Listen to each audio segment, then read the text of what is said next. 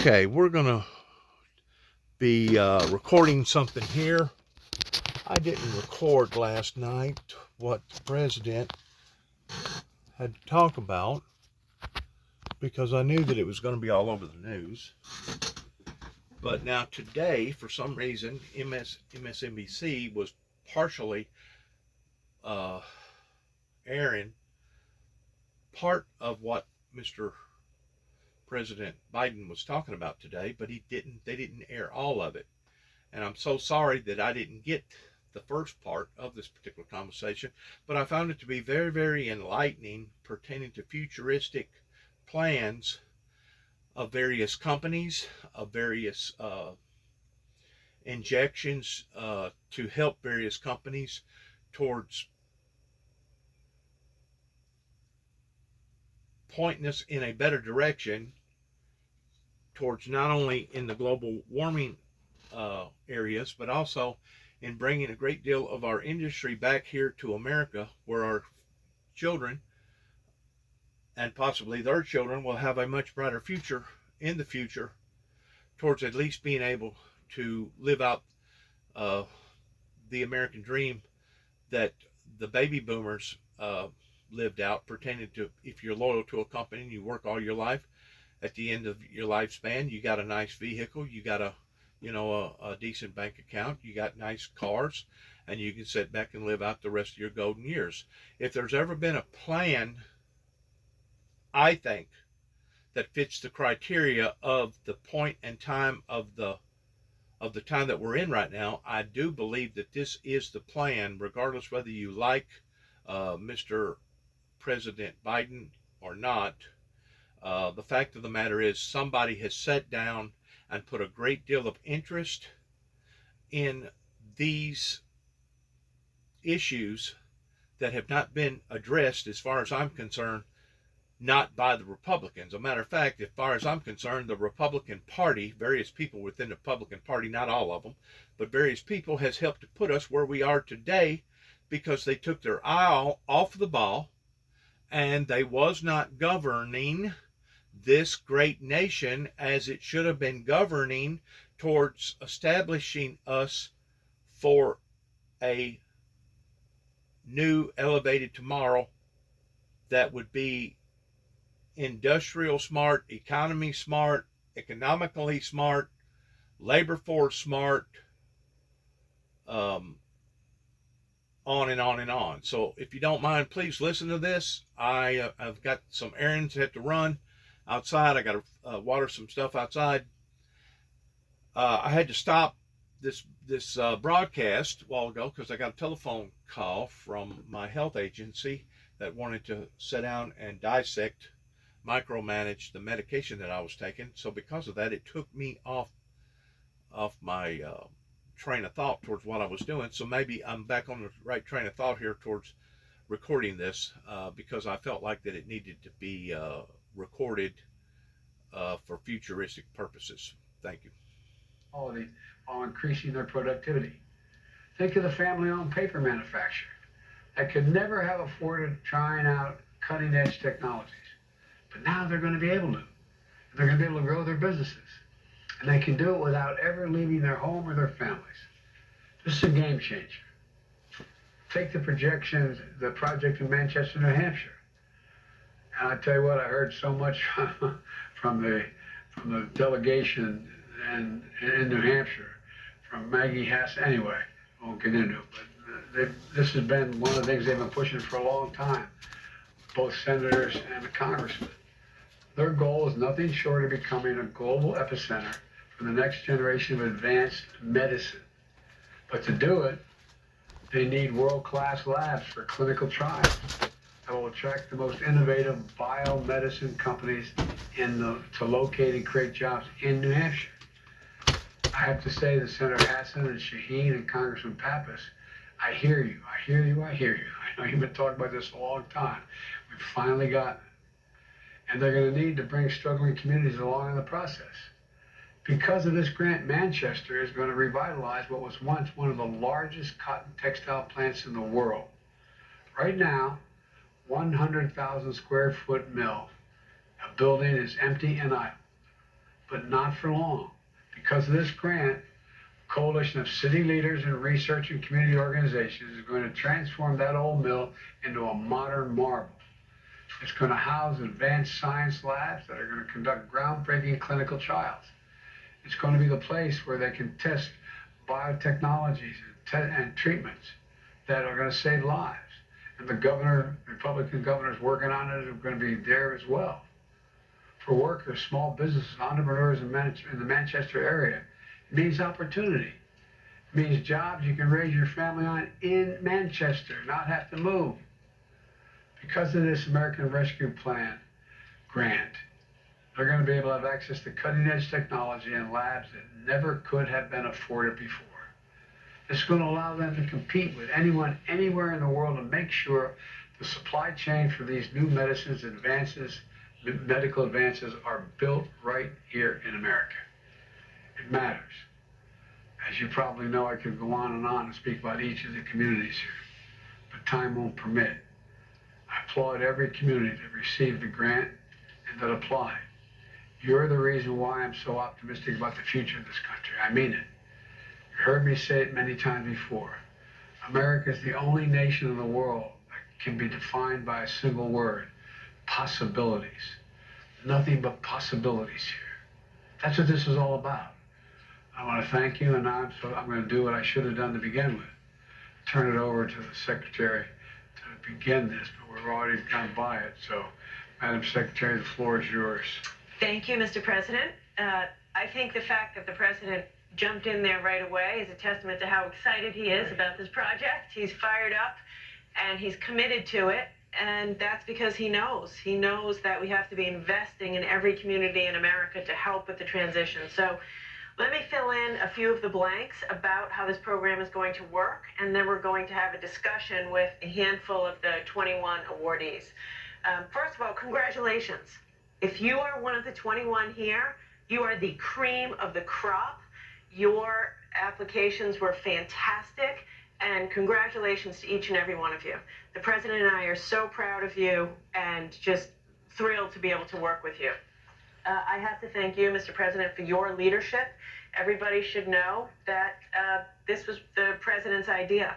I mean, as he said, the American Rescue Plan was passed 17 months ago.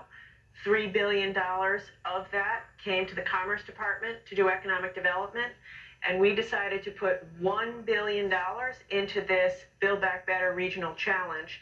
And it's because the President directed me to make investments in communities to help communities revitalize themselves and get ready for the transitions in our economy. Because he fundamentally said people want to work where they live, and they ought to be able to do that. And so that's what this is all about. We believe every single American, no matter where you live, ought to have an opportunity to have a high-paying, family-supporting job in that community. And that's what this is all about. So let me fill in some of the blanks about the approach. It's a novel approach. This is the first time ever the Department of Commerce has made such sizable investments in individual communities. When we started, to be very honest, we weren't sure. We weren't sure if communities would apply and bring together coalitions and have the capacity to invest tens of millions of dollars. Well, we got 529 submissions. We went from 529 down to 60 finalists, and then from those 60 finalists, we worked to get to the 21 who are with us today. So again, the fact that you are among the 21, hats off to each and every one of you. Here's what makes this interesting. Everyone on this screen of the 21 will be receiving between $25 million and $65 million to address regional economic challenges and to invest in revitalizing the economies of these communities. So that's a lot of cheese, folks, to make big investments and revitalize your communities. This was all bottoms up. We went to the community and said, you tell us how to revitalize your community, and you bring the community together, public sector, private sector, universities, philanthropy, get your community together and tell us what you need to invest. So as a result, this federal funding will be matched by more than $300 million of local investment, and will leverage support from over 450 private sector and 27 labor unions or worker organizations. We estimate that together, this whole initiative will create or save over 100,000 jobs and over $7 billion of additional private investment will be catalyzed through each coalition's efforts. And as the president said, this is about growing industries that are critical to our future: clean energy, biotechnology, advanced mobility. And it's about saying to the small businesses and workers in these communities, we know the economy is transitioning. We're moving away from fossil fuels to clean energy. We're moving towards robotics. We're moving towards a more digital economy, a more technical economy. And the point of it is, no one will be left behind, because we're going to retrain workers, we're going to retrain small businesses, and we're going to light up abandoned buildings that may have once trained coal miners and today will train solar installers. Abandoned manufacturing facilities that may have, once made widgets will be, lighted up for new advanced manufacturing in solar panels.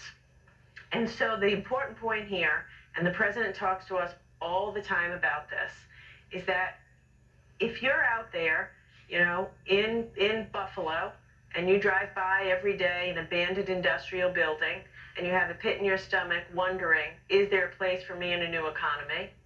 Or if you are someone who's worked for 30 years at one of the big three auto companies, and you only know how to work on a traditional auto car, and you're worried, do you have the skills to transition to an electric vehicle economy? What we're saying to you is yes. Yes, because we're going to retrain you, we're going to retrofit small businesses, we're going to do solar installations at an industrial scale over abandoned coal mines, and we're going to make sure that as we transition, everyone's included and trained, and these small businesses are able to do this. I'll just end with a personal story, which I told to the president. When we were designing this program, I had my father in mind. My father, once upon a time, Rhode Island, where I'm from, was the jewelry manufacturing capital of the world. Everywhere you looked, jewelry manufacturing. Low skill, but it was a good job.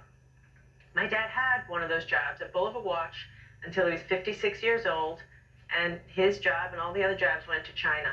And he would so often say to us, Gina, we were just left behind. We weren't retrained. He wanted to work. He could work. And he said, our leaders left us behind. So what this is about is President Biden is committed to folks who have that anxiety, who've worked in O-line manufacturing, who've worked in the coal industry, who've worked in, traditional combustion engine vehicles, and they're feeling anxious. And we're saying, we are going to be there for you to make sure you're not left behind or left out, and we're going to make investments in your community so you can work in the community where you and your family live. So we're excited, and quite honestly, I'm just very lucky that I get to work for a boss who gets this, because he gets it. And every time we brief him, he says, Secretary, don't tell me how much money we're spending. Tell me, what are we doing for the people of America? And that's why this is so exciting. So with that, we want to hear from you. Now, as the president said, if we have the time, we'd like to hear from every single one of you, because every one of you has put together a phenomenal application, but we don't have the time. So we're just going to hear from a couple of you and hope to have a free-flowing discussion.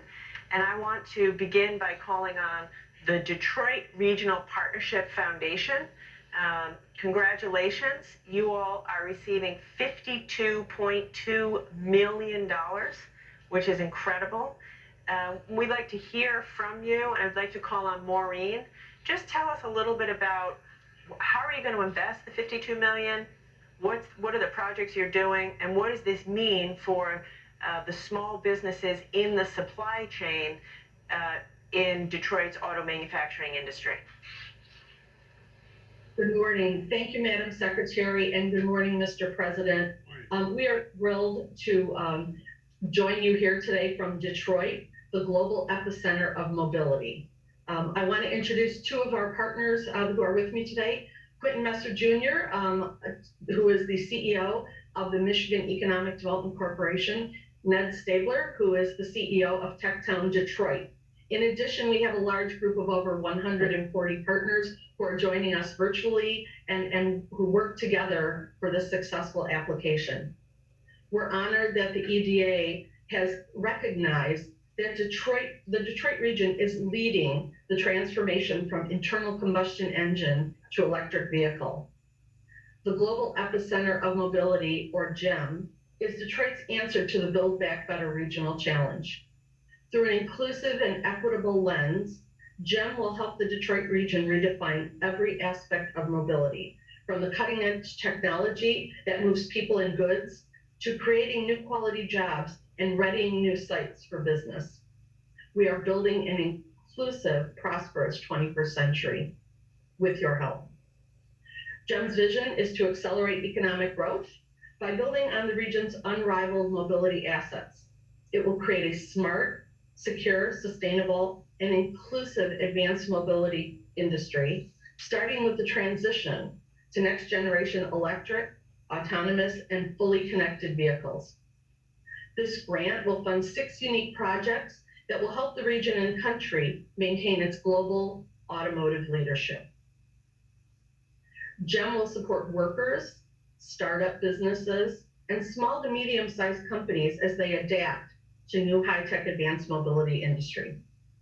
Led by one of the most diverse regions in the United States, GEM offers the opportunity to create a national model for equitable economic growth. We are ready to help secure the nation's advanced mobility leadership for generations to come. Thank you again. We welcome any questions, and we also want to invite you, Mr. President and Madam Secretary, in 2 weeks to join us in Detroit at the North American International Auto Show, where we can show you in person how we are leading the way. I'll be there. Awesome. I'm a car guy, Yeah. as you kind of noticed. Hey, look, I drive the cabinet crazy and my staff crazy by asking them to give concrete examples that if you walked up to somebody in a corner and said it, they could completely understand it. One of the things that and this is pure Biden, but I believe, and I've been saying for some time, that the next 10 to 15 years, more is going to change in terms of technology and innovation than has happened in the last 75 years. I mean that sincerely. Things are going to change so rapidly. That's good if we're going to compete in the world, but also it's scary as hell for somebody who, like we were talking on the way over to this building about how there's hundreds of small companies supplying small parts to internal combustion engines. And you were giving me an example, Madam Secretary, of a bolt one company provides that is not going to be useful in an electric vehicle. And so what we're going to do is train that company, the ownership of that company, what parts they can contribute to make that vehicle. And I'll give you a concrete example. Remember, we're having the great difficulty, we still have some difficulty in the supply chain of items coming from Asia. And the shipping, the vast majority of it comes through the ports in San Diego and Los Angeles and those ports. And the ports are asking for help all across the country for new technologies, new cranes, new movements, more robotics. I said, okay, we'll do it on one condition, that the people you have on the job now at the port are the people you train. You give them the opportunity to man the new machinery. Not a joke. And one of the things I think was so important about what we're all talking about, all of you are talking about, is think of all the people who've been breaking their neck and doing well, doing things that really matter, who are going to become what they're doing becomes going to become obsolete because how things are changing. Whether it's a transition in the climate environment or whether it's in manufacturing or medicine, whatever it is.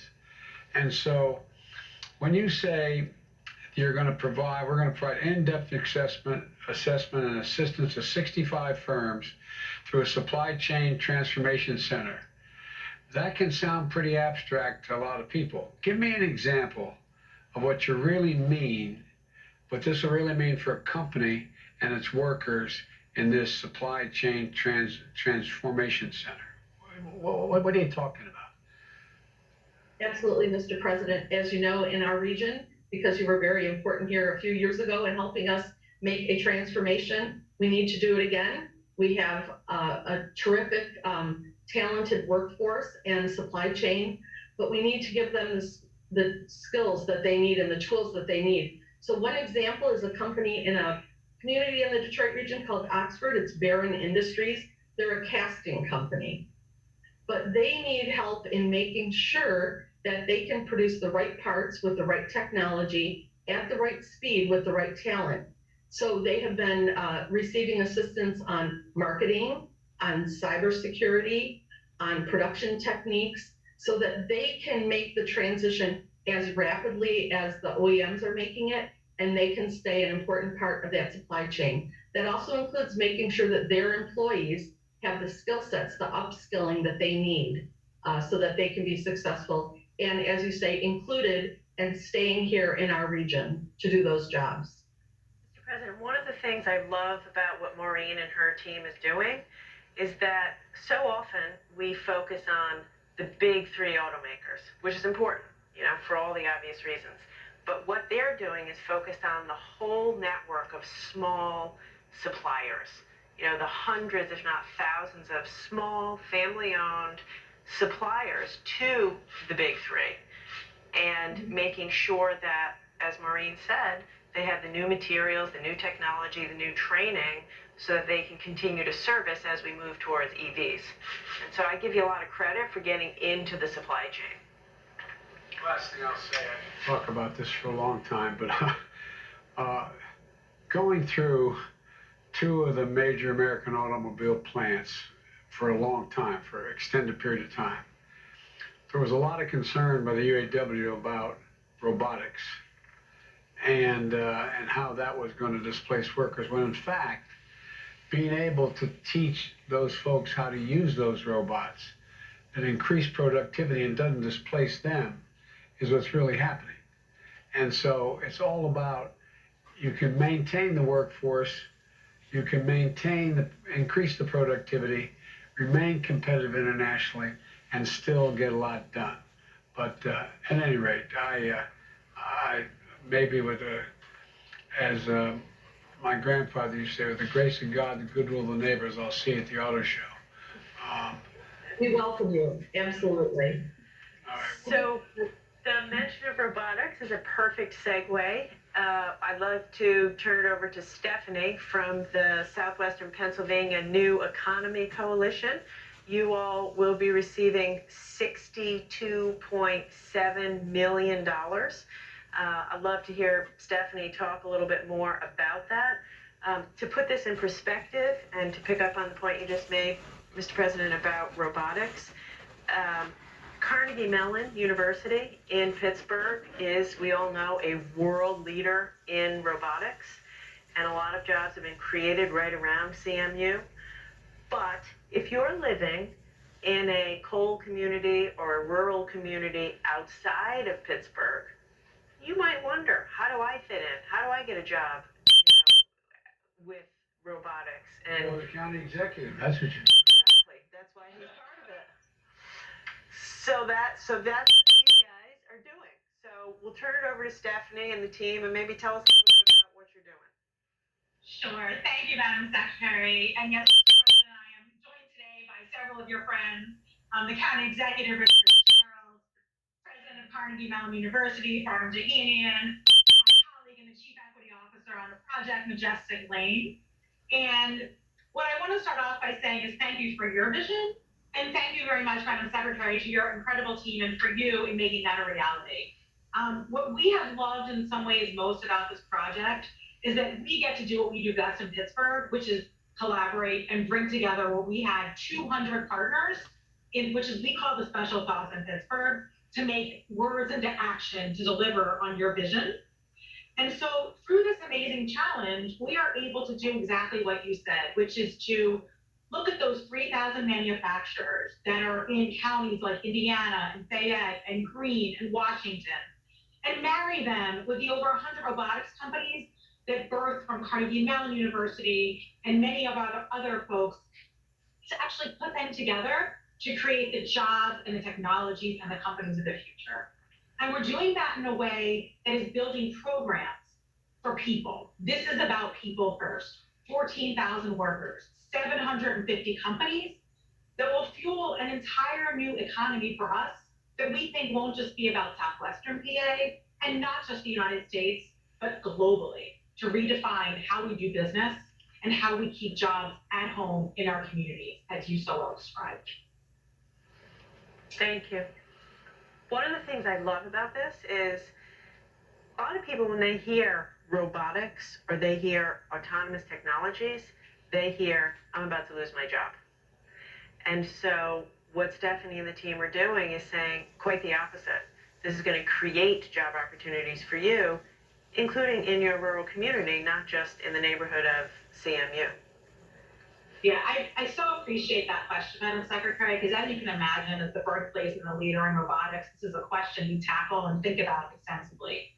And I can start by telling you the data, which is we know that for every one job that may be displaced with robotics technology in a company, it's creating at least 1.5 and sometimes more.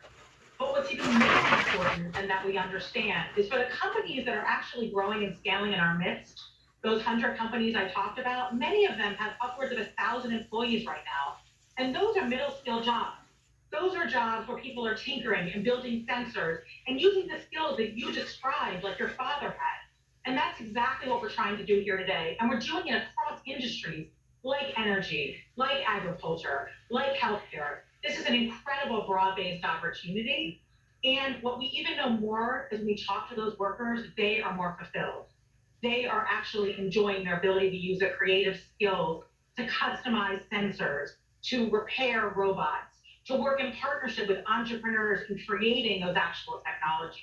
It's a more fulfilling job. It's a higher wage job. It keeps them in communities, and it actually allows them to have family sustaining jobs where they were born and where they want to stay. Mr. President, at Carnegie Mellon, I had the honor of you showing me around Carnegie Mellon. It's a great university for real. I'm not being solicitous. Are you working with smaller outfits like the community colleges in the region? And talk to me about the sort of coordination between a great national university like yours and a community college in a community. First of all, Mr. President, thank you very much for your leadership. It's good to be with you. There are two aspects of it that I want to highlight. On one hand, what we're trying to do is to bring robotics and automation to small and medium-sized enterprises. As you alluded to, the digital transformation is taking place, and it's really having a ripple effect across so many sectors of our economy. So we're bringing those technologies and know-how to agriculture, to construction, to energy, to healthcare, to manufacturing, mining, and transportation. So that element, bringing those skills and technologies to small and medium enterprises to make them more competitive is extremely important. It's extremely important for the nation because we live in a global world. So that's one element of it. The second element of it that you alluded to has to do with upskilling and reskilling the workforce. And in this case, we're working with community colleges, we're working on curriculum development, we're working on various ways that we can bring along the workers and retrain them and upskill them to be ready for these new jobs that are going to be created. It's extremely important to recognize that as we adapt these new technologies in small and medium enterprises, we have a workforce that's going to be ready to take those jobs. So the coordination with community colleges, with labor unions, especially especially in our core urban areas, and as Madam Secretary alluded to, in 11 counties that surround us is part of our mission and what we're committed to. Thank you again for the opportunity. Well, let me ask you, how's this going to play out on the political scene? As a county executive, what are you going to be able to tell folks about what's happening with this $62 million? Well, thank you, Mr. President. What we can tell people is President Biden continues to invest in people and in jobs and in our future. First of all, congratulations on another great jobs report. I mean, we shouldn't just go over that real quickly. 10 million jobs in your year and a half tenures is really unbelievable, and a lot of them have been created right here in southwestern Pennsylvania. And as Stephanie and President Johanny had mentioned, it's not just for the robotics software engineer in Pittsburgh. It is for the small town in Westmoreland County, in Beaver County, the manufacturing facilities that are transitioning, and the type of training that can happen throughout our community college, but for families. And I know you talk about this all the time, and it's so important. It's about hope and for the future, for the next generation who are out there wondering what's going to happen. You mentioned the displacement that's going to, could happen, and the changes over the next 10 to 15 years. This doesn't leave people behind. And we appreciate that very, very much. And by the way, we're looking forward to seeing you on Monday at Labor Day. You're always here with us, and we're looking forward to it. We're guaranteeing good weather, Mr. President. All right. All right. Sir, do you have anything you'd like to add about what's going on in the community? Well, sure. I think what's important about this is, as you spoke to, Mr. President, often people think that robotics and AI are leaving people behind. But we're being really intentional, both demographically within our communities, people of color and women, and also in our rural communities, about how do we connect people to inclusive career pathways, but also actually connecting them to business development opportunities in the robotics and AI industry, which traditionally they may not have had access to. So what we're really doing is being intentional about figuring out how do we make these connections and really making this an economy for all. So thank you, Mr. President. Well, one of the things, if I may, having been a significant consumer of healthcare and having family members who needed serious healthcare, one of the things that I think in the healthcare side, most docs will tell you that when people get a diagnosis that is very dire, they need really a navigator. They need someone to help them know when to go to what appointment, what the appointments are for, how to, just explain what's going on. It seems to me we need some navigators here. And I'm wondering how you're doing that. I mean, you have someone, let's say there's someone, we were doing this on a local Pittsburgh television station, and someone listening and saying, well, I'd like to get trained. How are you reaching out to the community? And do we have essentially, whatever they want to call them, navigators? Say, look, here's the way you can get into this. This is what you do. Or people going into those small businesses that are going to be eventually displaced because the technology is going to be surpassed, and say, this is what you, is there thought about that? Absolutely, Mr. President. Thank you for that question. And that really is the spirit of, as I was talking about earlier, our project and the way our partners are coming together. So we have 5 projects that are woven together, each with incredible organizations that know how to actually be on the ground. Most of our money is actually going out to neighborhoods and communities, so they can actually use the organizations that know their people, that know where the businesses are, that know where those individuals are that have to get into the jobs, where those people are that are ready for entrepreneurial opportunities. So for example, it starts with our manufacturing extension partnership. They know where those manufacturers are, and they understand their readiness to adopt technologies. They will come together in a manufacturing hub with entrepreneurs who can help de-risk the prototyping and creation of products that can actually be deployed. We also have our lead accelerator entity in the region that's creating a new model of startup factory with anchor maker spaces throughout the communities where we can identify opportunities to create new technologies that will be deployed into those companies. And taken all together, our workforce ecosystem, as Dr.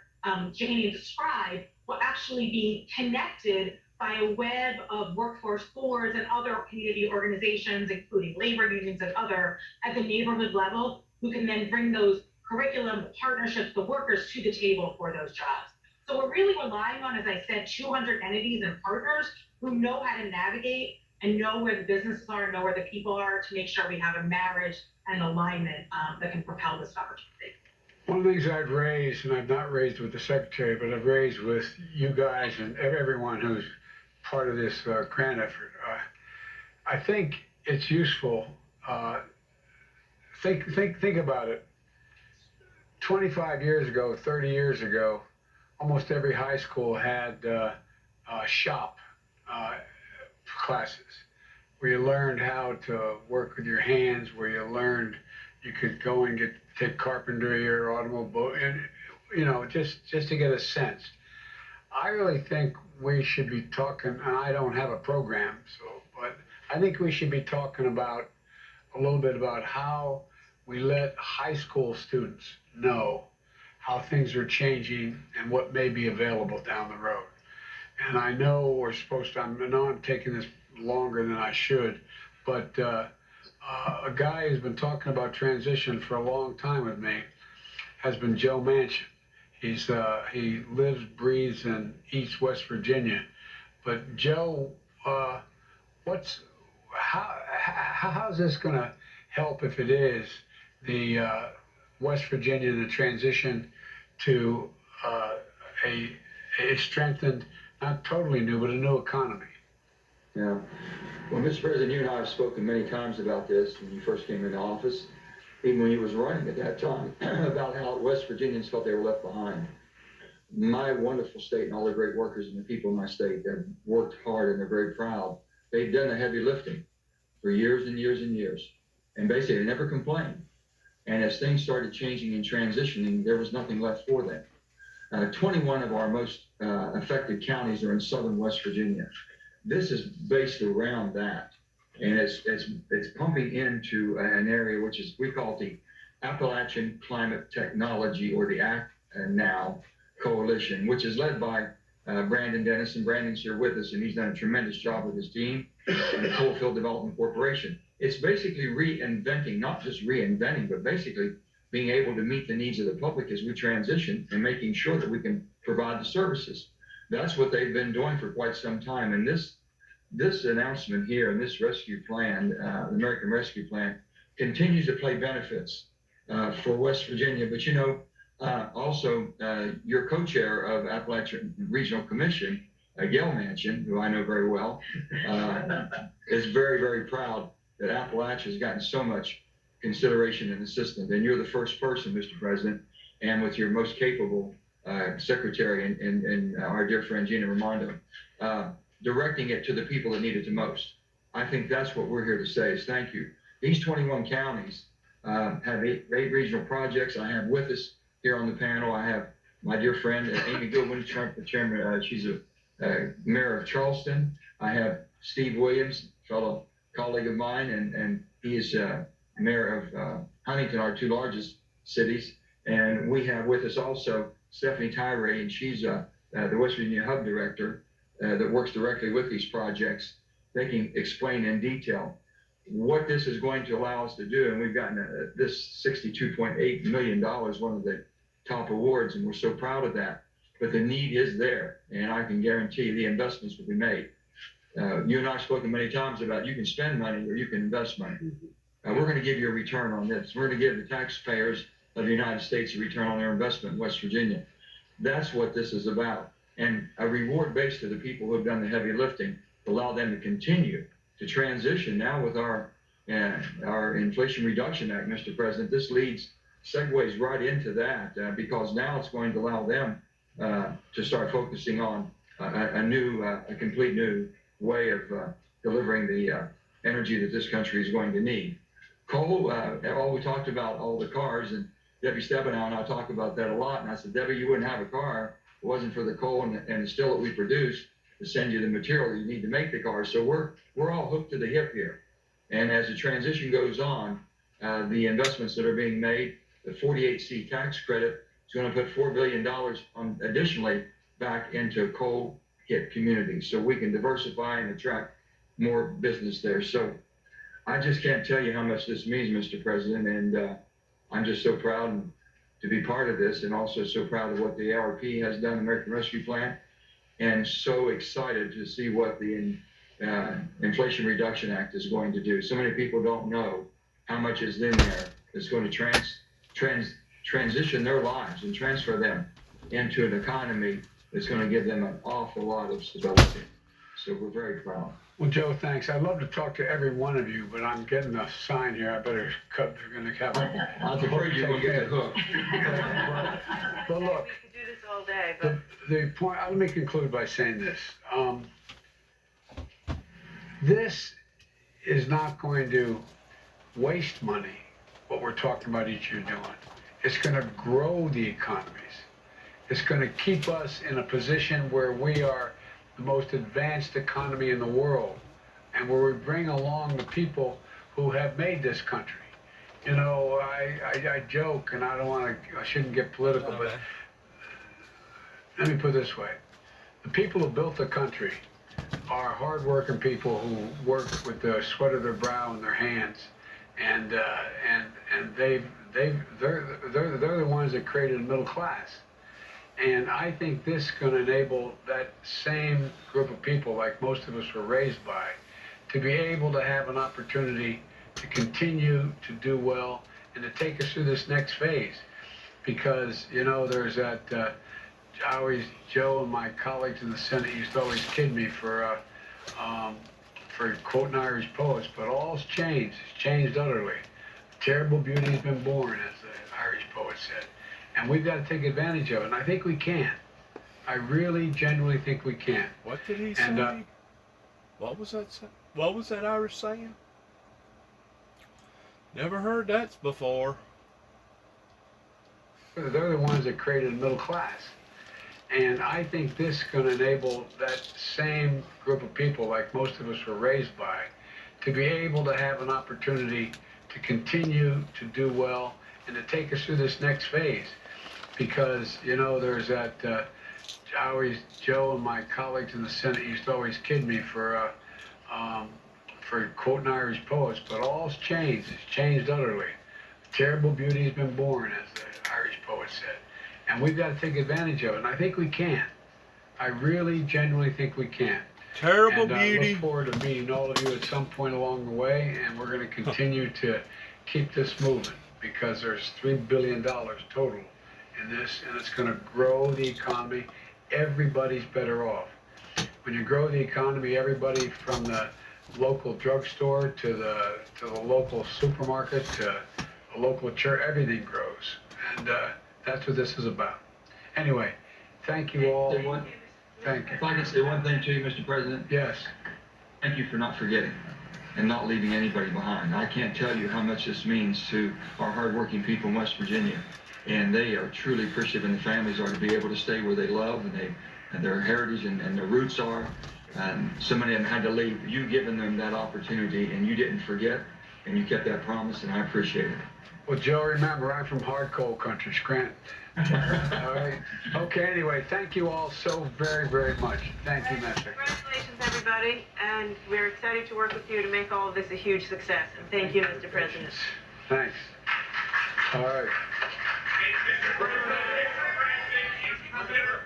And I couldn't agree more pertaining to trying to keep your children here and your grandchildren here, because it's got to the point right here in Northwest Tennessee that unless you're already born with a silver spoon in your mouth, indicating your parents either are in the farming business community, or rather not, you was granted some money from years back pertaining to a trust fund, or maybe you inherited some money from a farm, or you just basically inherited an big insurance settlement because of somebody's death or something.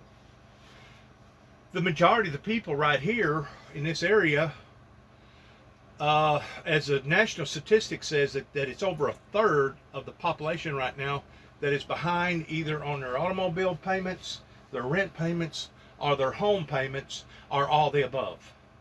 That's how strenuous that this has put a great deal of people. And whenever they say that people come out on top pertaining to COVID, I got news for you. The majority of people did not come out on top pertaining to COVID. If it done anything, it set them back because it took them out of that rhythm that they was in originally towards being adapted to the work environment. And whenever you take them out of that work environment, they become lazy. And whenever they become lazy, they become fat. Whenever they become fat, then they start having health issues because one problem escalates into another problem. I don't know why it is that these conglomerates around here, some of these farmers that I know has to be well worth over a couple $1 million, that they can't see the trees for the forest and how that they have stifled our youth pertaining to their futuristic future and basically sold us downstream, just like Sam Walton's family did whenever Sam Walton said, America first, we'll always build America, America, America. And then as soon as the old man kicked the bucket, what did the kids do? They went towards going to China and Mexico and Korea and other places towards getting goods and whatnots pertaining to the NAFTA agreement, the NAFTA trade. And yeah, we can purchase a TV, 50-inch TV for, let's say, $240 or somewhere around in that area, depending on what kind of TV it is. But what kind of price did we pay towards giving Japan the upper edge and all these other different countries the upper edge, while our politicians basically sold us downstream? Now, these same politicians that I'm talking about, oh, they have fattened their pocketbooks, man. You can only imagine how that they have grown and become wealthy and powerful in their wealth. And we have had to sit back and watch that occur throughout the years towards how that they have squandered and taken advantage of the system and how now that they're being taken care of, but we're not. It's pretty obvious towards what has happened here. They have basically hoarded out America to the degree that they was more interested towards wanting to take care of their own welfare versus the welfare of their children or their children's children or even their children. And now we're seeing where these drug-infested drug lords has basically come in and even made society that much more weaker. You know, I've said this before. I don't know if a lot of people knows this or not, but there was a time in China to where they had to go around genociding people because so many people was on opium. They was on opium and they wouldn't work. They just wanted to sit around and get high and do nothing. Well, what do you think fentanyl is? Fentanyl is a type of opium. It's not an upper. It's not a speed product. It's not a high resonating drug that wants to motivate you and get you up off your feet and keep you sharp and etc. Opium is one of the primary drugs that basically almost took China completely down. And it was in, the way I understand it, in the late 1800s, early 1900s, they basically had to go around and genocide that problem. Genocide it to the point that now, today, they don't have that problem. You know why? Because if they catch you over there distributing drugs over there, the way I understand it, it's a heavy, heavy penalty if you get caught doing that over there. This chemical reaction towards what has occurred here is out of hand whenever it comes to, now everything has chemicals in it, from a pop bottle to any and everything. And now they're saying that a great deal of people could actually be getting cancer because of the particles that are left in the water bottles after they get through making the water bottle. The water bottles are have micro micro shavings of plastic in there.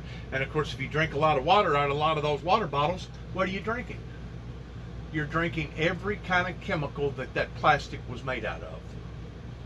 It's not just made out of petroleum oil, it's made out of several different compounds.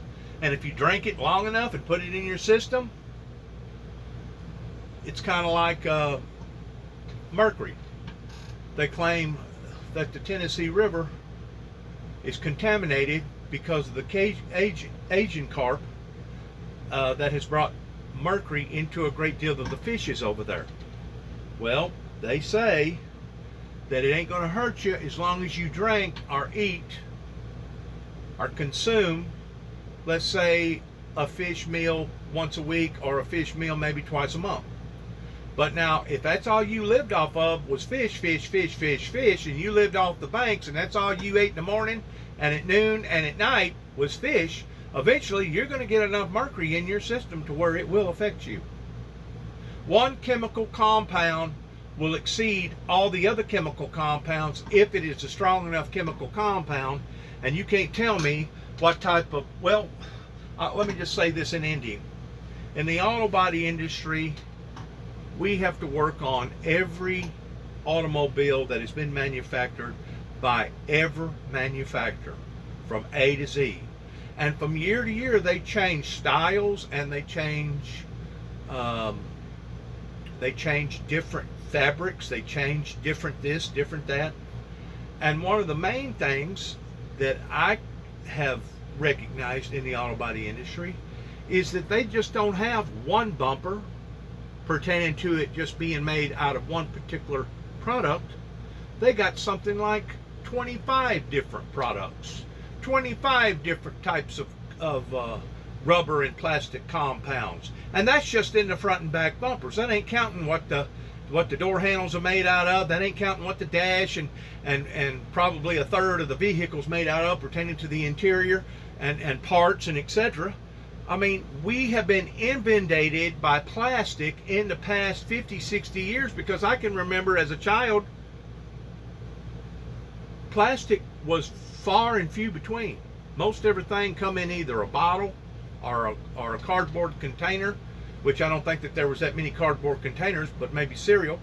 But it was either bottles or cans, bottles or cans. And it wasn't until, I guess, about the early 1960s, maybe the late 50s, whenever somebody decided to create this thing called plastic. And I still say that water bottles, it should be illegal to manufacture a water bottle that's going to hold water and it be completely clear.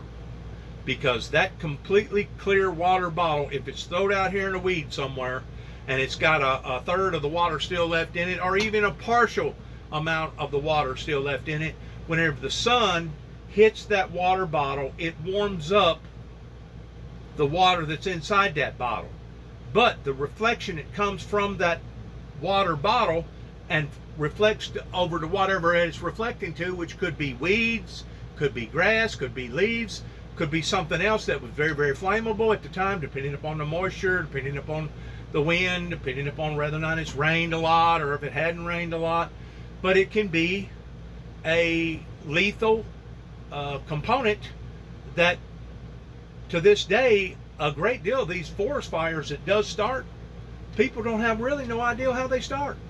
Well, whenever you're taking these water bottles and throwing them everywhere, and especially throwing them into the ocean and the sea, you're creating an intensity magnifying glass that can take the sun that hits it just right and magnify it another 35, 40 degrees, kind of like the inside of an automobile, even though it may not be but 100 in Arizona. If your automobile is sitting outside, the way that sun is radiating through the glass, that automobile will get up to 135, 145 degrees. Why is that? Well, one reason is because it's captured inside that fuselage, but the other reason why is because it's hitting the glass that's causing the fuselage to heat up the way that it is. We know for a fact that when we changed from R12 to R134 was between 3 and 5 degrees less colder than the R12. So what did our engineers and our scientists have to do? They had to do something different other than what they was doing. So what did they do? They started tainting the windows. They started putting colored tainting on the windows. BMWs, I think, is more of a gold or yellow color, and some of the other colors are more of a blue. But what that does, that helps to eliminate the sun coming into that glass and intensifying that sun another 25-30 degrees. That way the fuselage, even though the R134 isn't quite as cold as the R12, between 3 and 5 degrees, because you got the windows tinted, that will equalize the difference between the R34. That way you can still feel fairly comfortable in the fuselage. So don't tell me that glass and plastic and etc. does not make a difference. Just like the color of highways, I don't think it should be illegal to put down a black highway. All it takes is an additive to the mixture to change it from a dark black to a brown or a gold looking color, and that gold or that brown, which is a lighter base color, will help to reflect that heat from the highway. Same way with houses. A house should not be covered in a black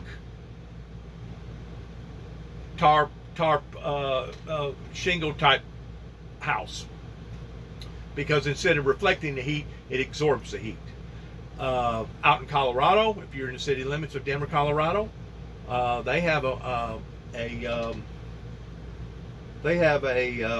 ordinances out there to where if you have a home out there or a business, you cannot put metal over the roof. They don't want metal put over the roof, and I guess it's because somebody decided to do that one day because it didn't look quite as appealing. Well, if you're in the middle of a blazing forest fire that has now got half of the community on fire, and all them embers are going up into the air at 70 miles an hour or 60 miles an hour, and those emeralds are falling on top of your house, which do you think is going to be more apt of catching a fire? The metal roof or the tar shingles? You do the math. Why they don't allow for metal roofs out in Denver, Colorado is still asinizing as far as I'm concerned, towards, especially after they have been broadsided so many different times with various fires. Same way out in California and Utah and other places, Las Vegas, Nevada, and places like that. Why they don't have metal roofs, I don't know. You know, to go with that Taylor look, that Mexican Taylor look, that's got the tile on top of the house, that's probably the most safest way, because it won't catch a fire and it don't get near as hot, but it's also the most expensivest way. I guess the average house, the average home today, 17, 18, 2,200 square foot house, to have it torn off and put back on with shingles around here would probably run somewhere around $12,000. I'm thinking maybe a little higher than that. I may be conservative on my estimate, but to do one that's got tile, Mexican tile, that's rolled tile, you're probably looking at twice that amount of money, if not 3 times that amount of money on the top. Plus, it's going to add that much more weight to the initial structure, which means instead of putting 2x4s in your walls, you probably have to put 2x6s in your walls. Instead of going with 2x10 floor joists, you probably have to go with 2x12 floor joists, or maybe even 2x14 floor joists, depending upon whether or not it's on the first floor or the second floor. First floor is going to have more weight on it.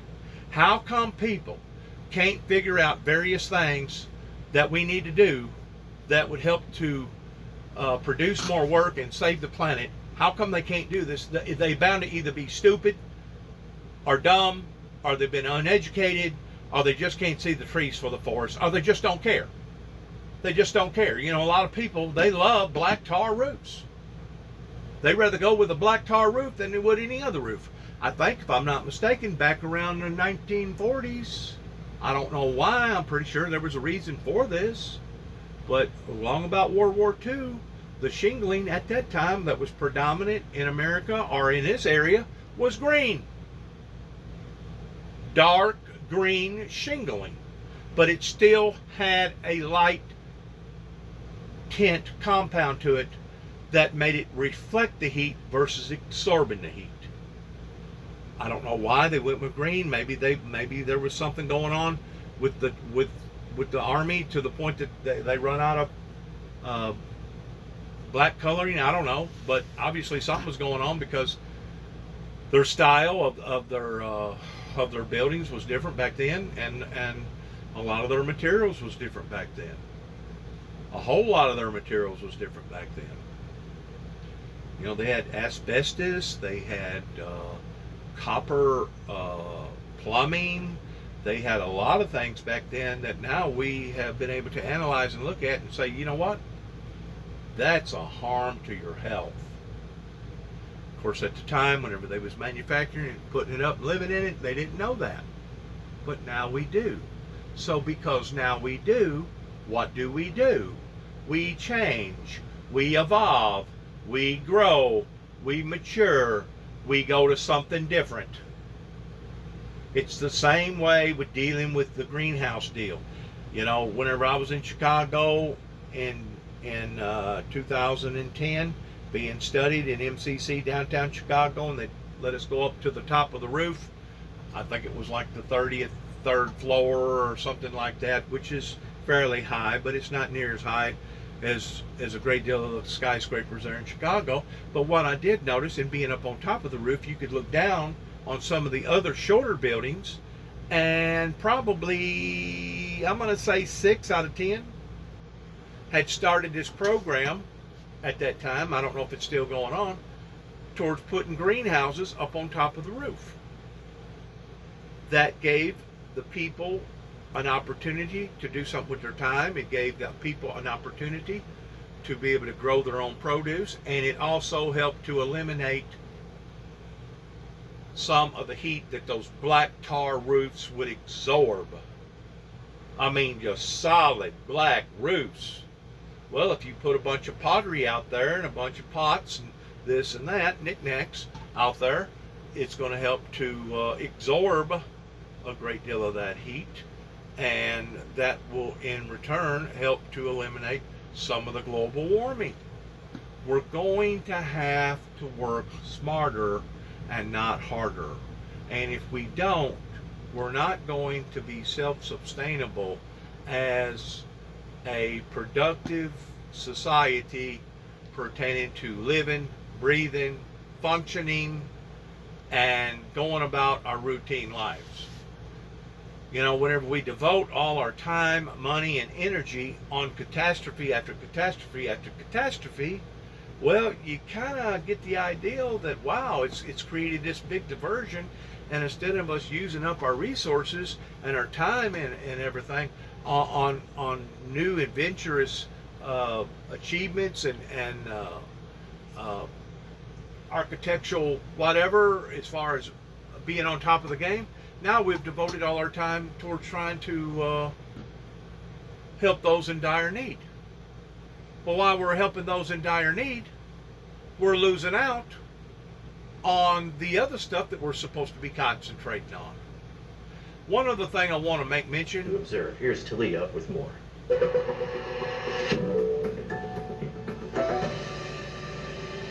If you plan on hitting the beach, be wary of rip currents. Rip currents are narrow, powerful channels of water that move away from the shore. They can move at an average speed of 1 to 2 feet per second and extend up to the length of a football field offshore, according to NOAA. They often occur at breaks and sandbars and near beach structures like piers, and they can strengthen from strong winds that push high surf into shore. About 100 people die at U.S. beaches annually, and more than 80% of lifeguard rescues are due to rip currents. If you get caught in a rip current, know that they do not drag you underwater, they pull you away from shore. Do not panic and swim against the current, you'll only tire yourself out. Instead, swim parallel to the shore until you escape and return to shore at an angle. If you can't escape, calmly stay afloat until the current weakens. If you are able to, call and wave for help to catch a lifeguard's attention. Just remember, when you're at the beach, if in doubt, don't go out. For more safety and preparedness tips and tools, visit AccuWeather.com/ready. Thank you, Talia. Jackson, Mississippi, where we've had problems with flooding and problems with our drinking water. It's still dry today, but over the weekend, unwanted downpours make a return. We could see some flooding issues coming back as the moisture gets agitated by this weak, slow-moving trough. Today, some showers and storms, some little... The point that I wanted to make is this, you know, our meteorologists and our scientists and our forecast models has really done a remarkable job in the past 15, 20, 25, 30 years. But to give you an idea that man, even to this day, still does not have no idea toward what the weather's going to do. They had forecasted something like, if I'm not mistaken, 13 or 14 hurricanes this year, and 4 or 5 of them was supposed to be major hurricanes. They ain't hardly had a hurricane all year down in the Gulf. Not hardly a hurricane at all. So what does that mean? That means that mankind has still not perfected the ingredients towards what's going on, when it's going on, how it's going on, pertaining to the weather makers. And to a great deal of extent, a great deal of these meteorologists really don't have no more capability than what I do towards walking outside and telling you whether or not it's sunny and hot, or whether or not it's rainy, or it's cold, or it feels like it's going to turn and change over to snow. I don't know if they just hadn't figured out the science of the weather, the science of the planet, the science of various jet streams. I don't know if they just hadn't figured out other factors that all is an ingredient that makes certain things happen, or if they're just bewildered to the point that they really don't know, and it's just basically a guessing game. I've never seen an occupation that could pay somebody a being wrong 50% of the time, and sometimes even more so than what they're right. How does people make $70, $80, $100,000 plus a year, and half the time it's hit and miss, half the time they might get it, and half the time they may not get it? Now, this WPSD Doppler, since they put the Doppler in, they have done a remarkable job in how that they can track certain storms. But even the Doppler did not catch, give or take about 6 weeks ago, whenever the rains come into middle and eastern Kentucky, that caused the death of, I guess, around 50 or more people, that basically put about 10 different counties in a state of an emergency, the way I understand it. I don't know why that they can't analyze the depth, the height. You basically have to know the temperature of the moisture in that cloud. You would have to know the wind velocity. You would have to know the humidity. You would have to know the terrain, because the terrain makes a difference too. And put all that together in being able to assess what the forecast is going to be, and do so in a accurate form. Once more, the hurricane season, I think this has been like 1 out of 3 in the past 50 years that has been this low on the charts, and not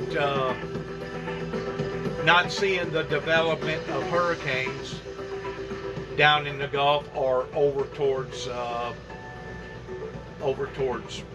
Africa, near the Great Horn of Africa is where they usually start developing, and then they'll creep and crawl all the way over. We had some drenching storms up across the Florida Peninsula during the day yesterday, and you can see around Tampa some scenes here of the rain coming on down. Of course, these downpours cool us off just a little bit. And there's the radar.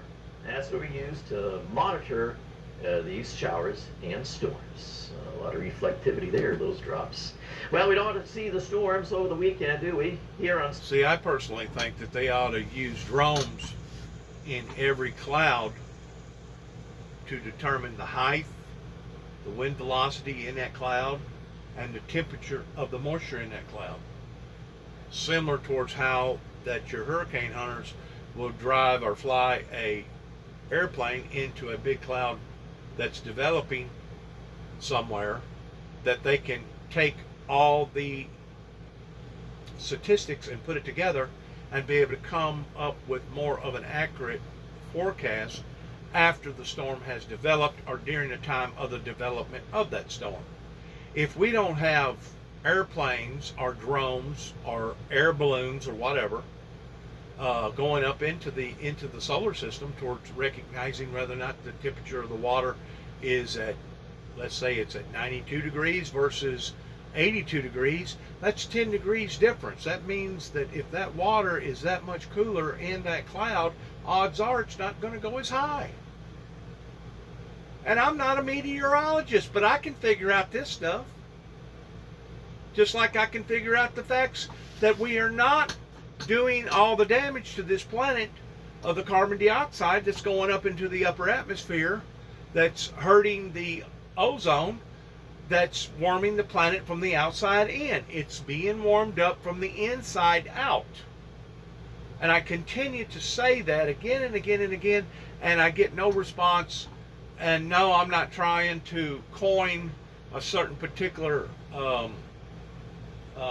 strategy or ideal, but the fact of the matter is, it's the facts. This again, and unwanted storms return to the Jackson area. We've had so many problems with the water supply. You can see a few showers and storms moving west across Florida on Saturday, so hopefully they'll be staying away from the Space Coast. Here's your Saturday temperatures. No change in Florida, and notice it's not as hot where we see the moisture moving in. And that moisture sticks around into Sunday. More showers and thunderstorms. Temperatures reflecting the moisture, lower 80s, Nashville, Atlanta, and in Jackson. And look at Atlanta, well below average temperatures through the holiday weekend. And we'll see below average temperatures returning to Charlotte. Closed captioning for this program is brought to you by Skechers Arch Fit. Nothing feels better than having support, and the same goes for your foot.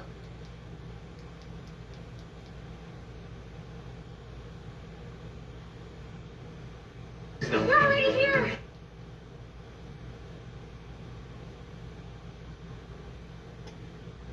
Irrespective of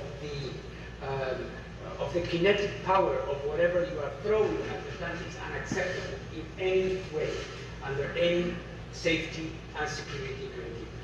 When it comes to the second pillar refers to the safety and security system being fully functional. We assess it with a yellow because some of them, or most of them, are working and are working relatively well, but there have been interruptions, some of them related to the physical break in cables or in some connections, and still also in some systems that are not fully back in place, so we cannot get the full information. But it's not red, it means that the activity is continuing. Sorry? When it comes to, I hope that I'm not, you didn't lose, sorry for that.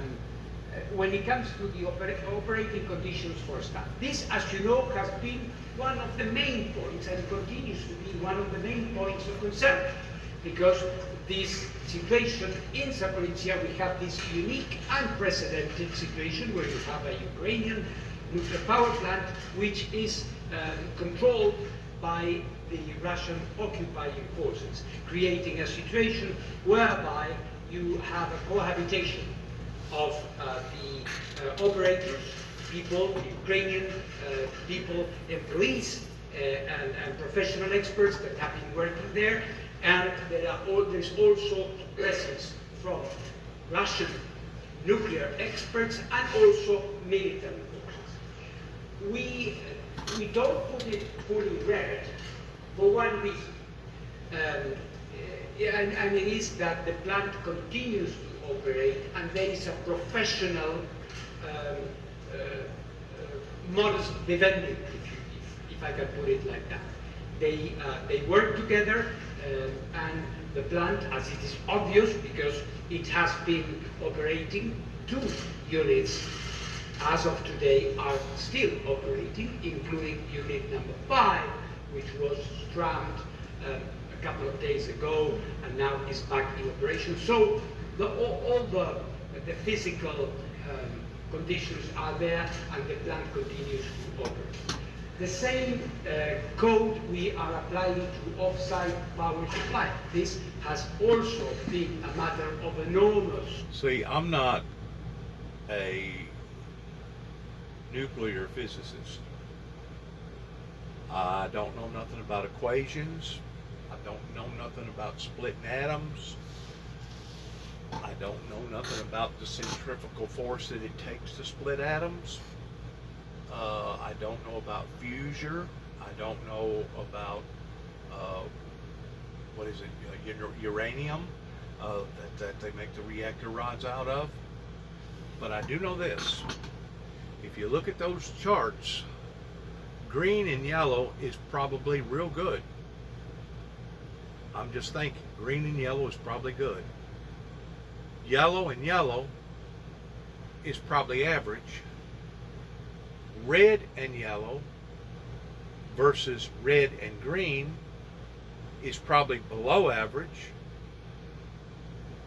I would say that the red and green is above average, but the red and yellow is probably below the average. But that one that says red, I'm not a scientist. I'm not a nuclear physicist. But whenever it comes to looking at color charts and listening to what I just heard, pretending to things being unacceptable, things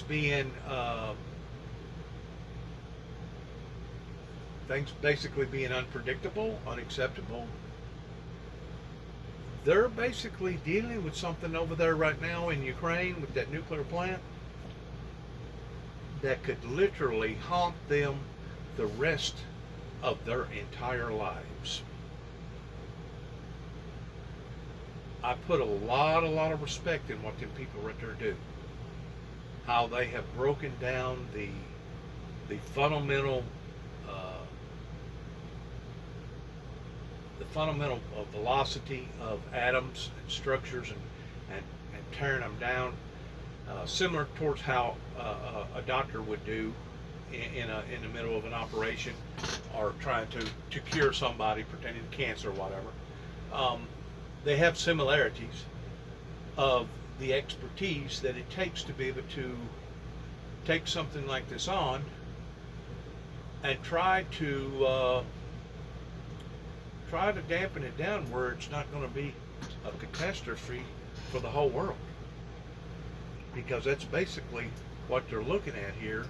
If that thing was to erupt, it would basically be a humanitarian catastrophe that would be horrifying. It wouldn't just be terrifying, it would be horrifying. Especially whenever you see people dying within a matter of days or hours or weeks because of the radiation poison. You can't get anything any worse than that, other than maybe a volcano explosion, an earthquake, or a meteor that comes out of the sky and hits the earth that causes a 11 or 12 point something earthquake and causes tsunamis 400 foot high. You can't get any worse than what they're doing right now involving this factory, this plant, than what they're doing. So this situation needs to be prayed for. We need to give these people some space. We need to listen to their recommendations. And I look up to what they do and who they are and what they're willing to stick their necks out on. pertaining to their occupation, and hopefully it hasn't gotten to the point that they can't either shut it down or stabilize it. Because whenever I see one of them balls up there that's solid red, the red and green is bad enough. The red and yellow is iffy, but whenever you see something that's solid red, that's not good. That's not a good sign. Not whenever you're dealing with what they're dealing with.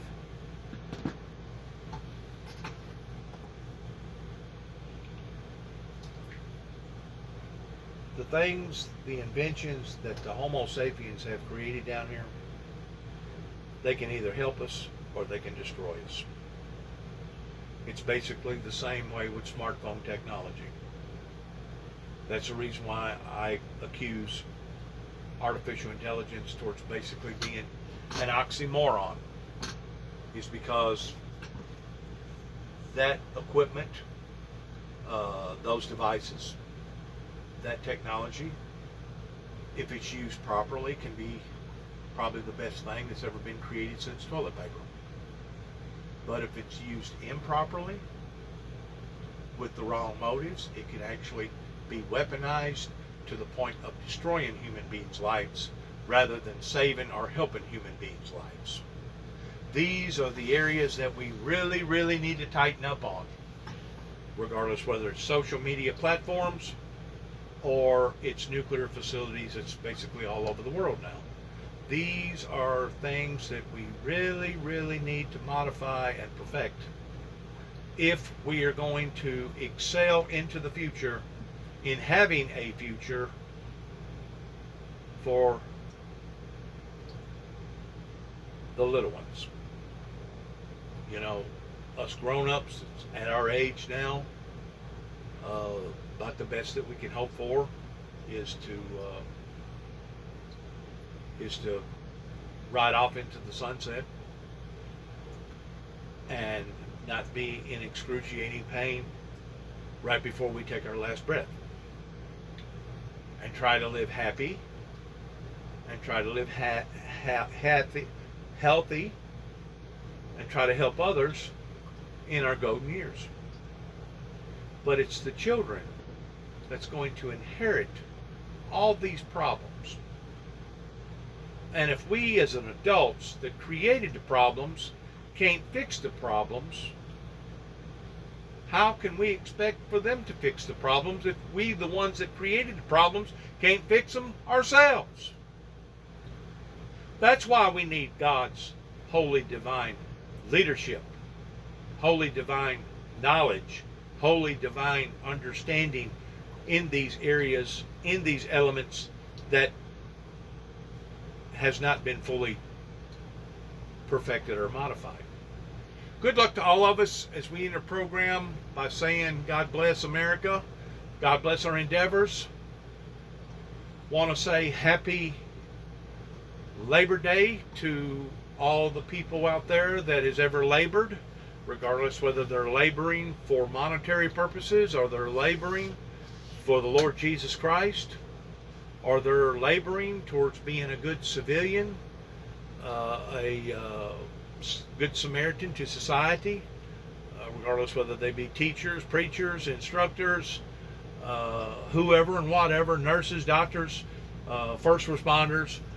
Good luck to all of us, but most importantly, good luck to America and good luck to America's endeavors. And as we end our program, we want to say shalom, which means peace.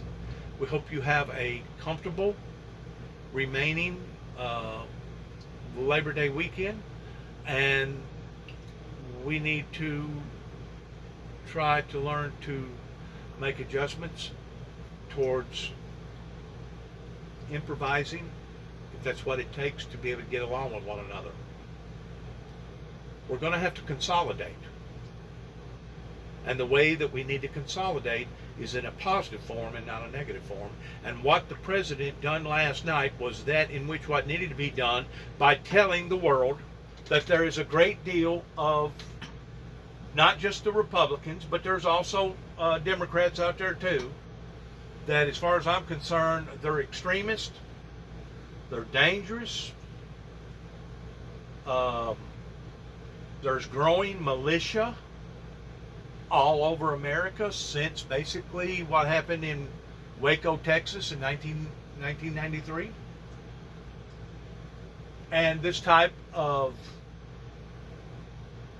environment should not be tolerated and is not going to be tolerated, is what the United States President said last night here in America. Because instead of going within the boundaries of the Republic, pertaining to the Republic rules and regulations and dialogue, it's almost as if a certain particular society out there wants to create its own dialogue, even at the expense of violence. And that's not what our ancestors intended, especially after various wars, including the Civil War, that once they become established as a country, that's the whole primary purpose for being able to itemize, debate, talk, maybe agree to disagree, but do it in a low tone type way to the point that we don't bring self-mutilations to ourselves out on the streets towards bringing violence to one another's lives, because all that's going to do is exacerbate the problem and make the problem even that much worse. In other words, instead of it being a solution to the problem, that in and of itself is going to create a problem. So it needs to be dampered down, needs to be lightened up, even though people may be saying it as a gesture, or they're just saying it maybe to get a thrill out of somebody to see how they're going to respond. You know, I asked somebody the other day, I said, well, what do you think is going to happen? Well, I think it's going to be a civil war. I go, you kidding me? You really think it's going to be a civil war? Oh, yeah, it's going to be a civil war. I go, well, how do you stand on that? Do you support a civil war? The young lad looked at me, he said, well, I could throw a few kamikaze tails and maybe do some damage to some people's lives. And I'm thinking, as I'm leaving this individual on aisle 4 or 5 or wherever I was in Walmart, wow, what if everybody thought that way? What if everybody had reached the level that they was willing to go out and make a bunch of cocktails, make a bunch of bottles and fill them full of gasoline and stick some cloth in it and light it just to be able to throw it against somebody's wall or somebody's car or a crowd of people and cause them to catch a fire and possibly bring death and destruction into those people's lives? What if everybody thought the same way as that individual that I talked to, that I asked a simple question? Well, what would you do? What's your opinion? Do you support a civil war? Oh, yeah. Oh, yeah. You know, they talk the talk, but they've never been engaged in combat. I guarantee you, those same people that are talking the talk just to be able to get a rise out of somebody or see how somebody's going to respond, if they was actually involved in battle, hand-to-hand combat, guerrilla war combat, they would, I'm going to say 9 out of 10 would have a completely different attitude about a civil war. Once they seen people's heads being cut off and young girls being raped and villaged and pillaged and people shot and killed and cut to death with machete knives and blowed up and burned up, once you be exposed to that even a little bit, odds are you're probably going to have a different opinion about what you wanted or what you stated that you wanted pertaining to a civil war. Because war is not a glorious thing. To watch another human being die, regardless whether you're the one that engaged into his or her life pertaining to taking her life, death has never been a glorious thing to watch from a human perspective. Now, a spiritual perspective, if somebody's dying and they've got a strong relationship with the Lord, and you know that that person is going to be leaving to a better place other than this place here upon to the earth, maybe, that's possible to look at it from a different perspective towards, well, you know what? At least they're no longer in pain. Well, you know what? At least she's in a better place. Looking at it from that angle, it's a possibility that death could actually be a form of a glorious thing. But by and large, death to the human mind, to the human body, to the human heart, is not a gratifying, glorious thing unless the person that's watching that they themselves are a very, very sick, pathetic human being. And there are people out there that enjoy getting on YouTube and watching live beheadings over in the Middle East, or watching people blow up people. There are people in this country right here, regardless whether they be Republican or Democrat or Independent, that actually are obsessed with death. They glory in watching the destruction in others. Good luck to all of us, and shalom.